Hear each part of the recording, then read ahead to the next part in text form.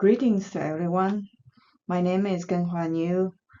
I'm a professor in urban horticulture from Texas A&M University. I would first thank the organizing committee for inviting me to give a talk to share my perspectives in controlled environment agriculture and indoor vertical farm. Today, my presentation will consist of three parts. The first one is why we need a controlled environment agriculture and what are the typical controlled environment agriculture production systems, and then the challenges and R&D's needs in controlled environment agriculture. In the last 10 to 15 years, controlled environment agriculture, or CEA in short, has gained increasing popularity among investors and producers and the public. We can classify the CEA in two types. One is the greenhouse, high-tech greenhouse CEA, and the other is indoor vertical farm or plant factory. In greenhouse CEA uses sunlight primarily, and electrical lights are used as a supplemental lighting when the natural sunlight is too low. And therefore, the greenhouse environment is somewhat affected by the outdoor climate. On the other hand, indoor vertical farm or plant factory uses like a warehouse-like structure. That structure blocks the sunlight, so only electrical lights or nowadays LED lights are used inside of the farm.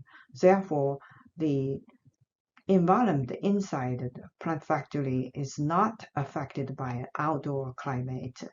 Therefore, there's no seasonality. We are now living in a world with increasing population.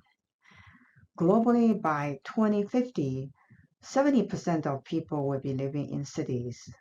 In fact, in U.S.A, in Texas, like where I'm living, we have more than 80% of people are living in cities.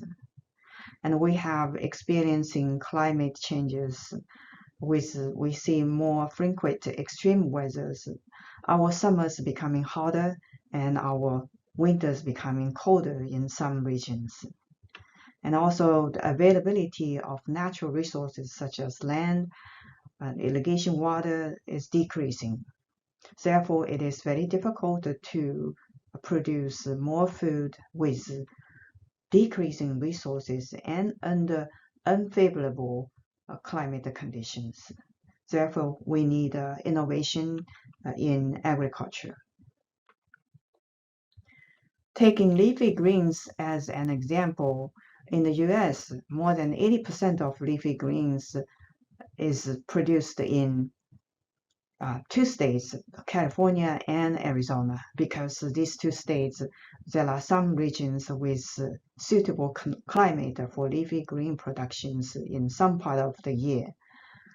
However, occurrence of soil-borne and waterborne diseases threatens food safety because this open field production uses surface water or river water, and soil-borne diseases also always occurring. Due to climate change, the production of leafy greens in these two states is declining year by year, according to USDA statistic data. And the field production in these states are not sustainable. And also in Arizona and California, the irrigation water availability is decreasing. On top of that, we have to fight with the nature, disease and insects. The occurrence of disease and insect is one of the biggest issues in conventional open field production. Therefore, farmers need to use pesticide or fungicide and spray them frequently to keep them under control. However, the residues of these chemicals is one of the biggest concern among consumers. Agriculture is the oldest industry, so the available technology for field production are mature, but the current productivity cannot meet the future demand. Therefore, we need innovation in agriculture.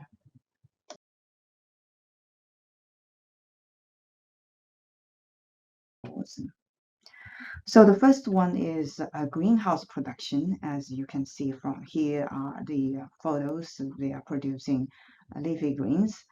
We actually visited this farm last week when the weather is pretty hot. And the name of this company called True Harvest Farms, located in the central Texas. They are newly established companies, and I was amazed and impressed by their cleanness and the automatic and well-organized production systems. Their products are available in several high-end grocery stores right now. And the second company I wanted to show as an example is the Eden Green Technology, which is located in North Texas. As you can see that they have these vertical growing systems in the greenhouse. And they established in 2017, and they are a CEA technology company. And their unique technology is the microenvironment control systems. Instead of control the entire greenhouse, which is very difficult in climate like in warm regions in Texas, they control the micro environment near the plants. They provide the temperature control, the climate control, the water and air to the vicinity of the plants. Initially, when they first built, they did not realize that on the lower part of the vertical growing towers, the light is too low in winter times. Now, in the past few years, they worked with LED lighting companies. Now they use mobile supplemental lighting systems to solve this problem. The third company, Village Farm, they have, which is old companies and headquartered in Vancouver and established in 1989. They have a growing facility in West Texas, which is sunnier than other parts of the states, and also humidity is lower, so ideal for greenhouse production. Their main crops is tomato. And their greenhouse technology has advanced rapidly since its establishment. And one of the technology is installing the air ducts beneath the crop. They provide the climate-controlled air to the plants, and also at the same time provide air circulations that are gonna increase the photosynthesis and yield. Here is the productivity comparison provided by a Village Farm using tomato as an example. If we assume field production for tomato is 1, then for small scale, which is less than 10 acres, then the productivity is 10 times more compared to field. And for average larger scale greenhouse, which uses the technology before 2004, then the productivity is 20 times more. And now using the newer semi-closed greenhouse technologies with larger scale, the productivity can be 30 times more. And on top of that, they use much less water compared to field production. Next, I would like to show some examples of indoor vertical farm. Very different from greenhouse, plant factories use opaque warehouse-like structures, therefore LED lights is used. And the environment inside the farm can be easily controlled and without the effect of outside climate. The growing racks are vertically stacked, therefore they have higher space use efficiency, and they use much less land and with higher productivity. However, the type of crops are limited with this space. One of the largest scale indoor farms that are in operation right now in Texas is Calella Indoor Farm. Their headquarters is in Orlando, Florida. They opened this system in 2021, and right now it's still operating. Although we have other numerous small indoor farms, but with larger scale, this is the only one right now in Texas states. And another larger scale indoor farm called Bowery, according to their company that they established in 2015 and headquartered in New Jersey. And they are expanding to other locations. And in January 2022, they announced that they are going to build farms in Atlanta and also in DFW area. It is now under construction. So from these examples of greenhouse facilities and indoor farms, we can see that the key benefits of these controlled environment crop production systems are as follows. Because they are relatively closed systems, they have much less pest issues, so much less pesticide applications. Although some average greenhouse there, because they needed to use ventilation and may still have issues of the occurrence of pests, but much less compared to open field, and use much less water and fertilizer and save on average more than 90%, especially when the nutrient solution is recirculating with little or no discharge. And they use much less land and have much higher productivity thanks to the year-round production and well-controlled growing environment. And workers have much comfortable working environment compared to field. So the third part I would like to talk about are the challenges and R&D needs in controlled environment. Challenges are the initial high capital investment and high operational cost or high energy consumptions when in production. And it needs skilled workers and need expertise in various aspects, and it need automation, need sensing technologies for larger scale farms.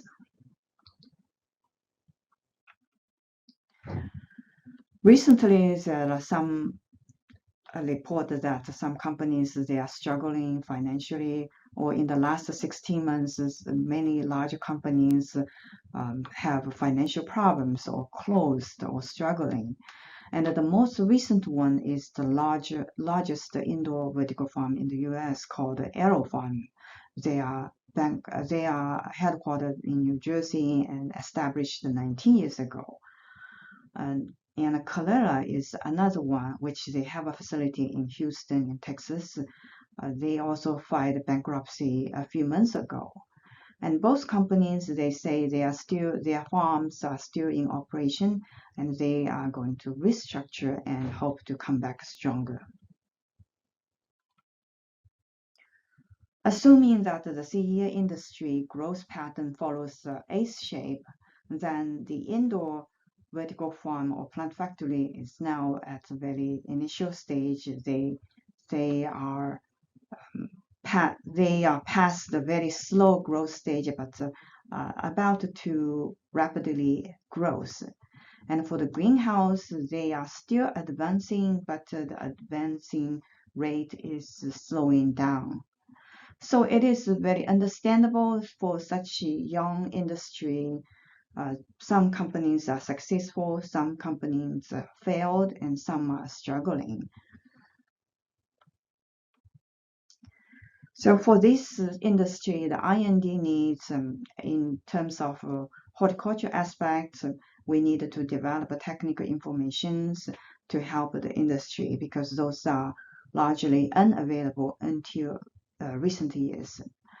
Horticulture physiology, as we all know, that plant responses to LED lighting, to temperature, to other modifications of environment are different under different conditions.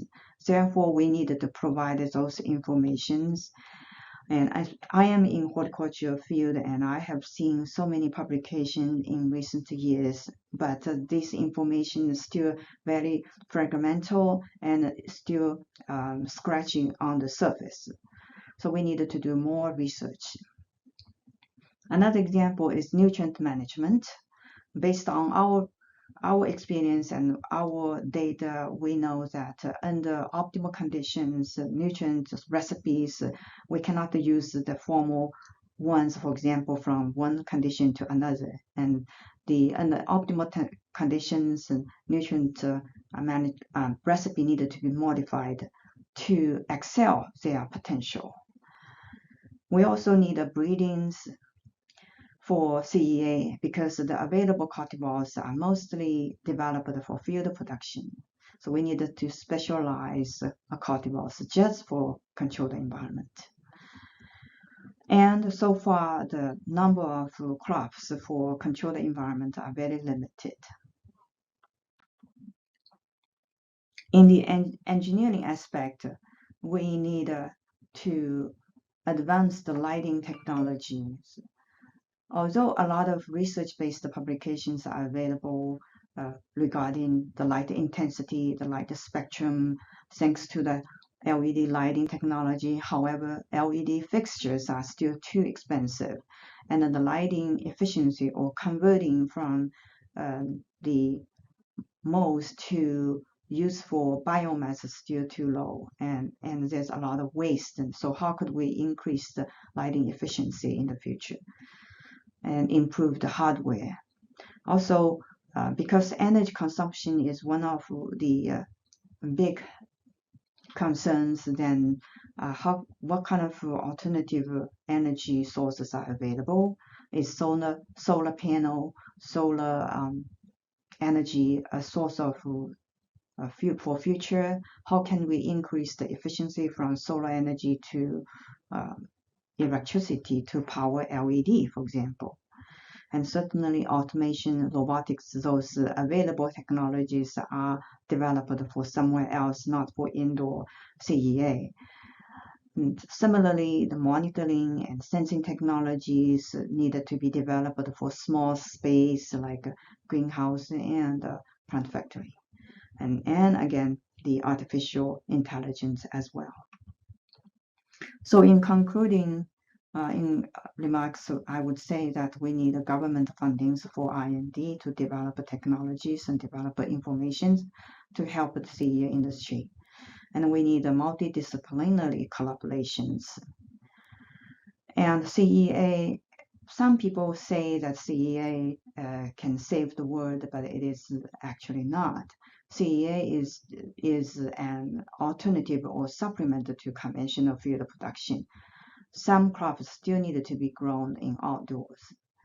And of course, CEA can be developed, especially in urban settings and in locations with unfavorable climate conditions to grow crops outdoors.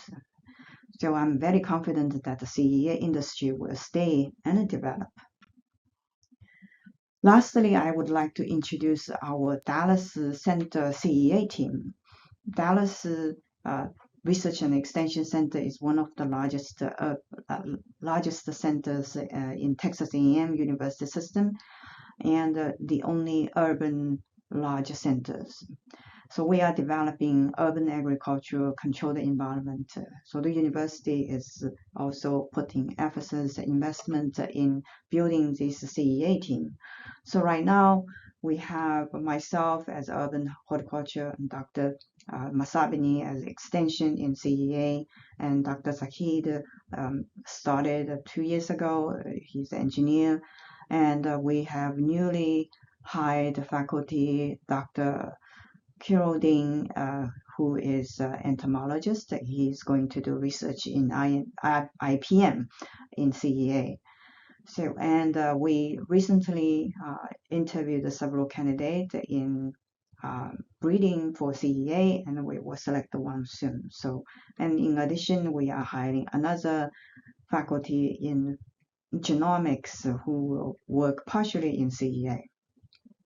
And lastly, but not least, we have another faculty, CEA faculty on main campus, who also started not too long ago, Dr. Su-Yan Zhen.